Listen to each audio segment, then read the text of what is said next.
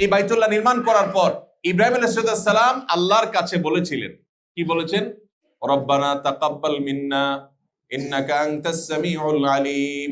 আল্লাহ, আমরা বাপ বেটা মিলে এই যে আপনার ঘর বানিয়েছি, খুব লক্ষ্য করেন, বানানোর পর দোয়া করেছেন, আল্লাহ আপনি এটাকে কবুল করে নেন।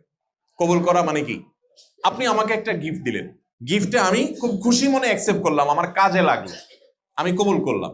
আর হলো আপনি গিফট দিয়েছেন, ঠিক আছে, বাট এটা আসলে আমার খুব একটা কাজে লাগবে না, আমি নিলাম, নি আরেকজনকে দিয়ে দিলাম, বা আমি নিলাম না।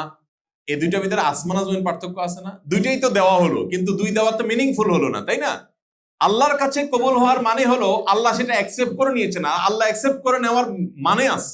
তো তিনি বাইতুল্লাহ নির্মাণের পরে বলেছেন, আল্লাহ আমরা বাপ বেটা তো বানাইছি, আপনি এটাকে অ্যাকসেপ্ট করে নেন, আপনার করে নেন, আপনি গ্রহণ করে নেন, বুঝে নেন। দেখেন আল্লাহ কবুল করে নিয়েছেন, ফলে কি হয়েছে?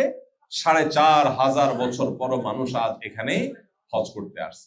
একটা আমল পাইলাম, তিনি বাইতুল্লাহ নির্মাণ করেছেন, একটা ভালো কাজ। এই ভালো কাজের পরে আল্লাহর কাছে দোয়া করেছেন, কি? কবুল হওয়ার দোয়া। কবুল করার একটা, আরটা হলো ভুল মাফ করা। প্রথম দোয়া হলো, আল্লাহ আমার এই আমলগুলোকে, দোয়াগুলোকে কবুল করে নাও। আর দ্বিতীয় দোয়া হলো, আল্লাহ আমি ভালো করতে গিয়ে কিছু খারাপ কাজ হয়ে গেছে, তুমি সেটাকে মাফ করে দাও।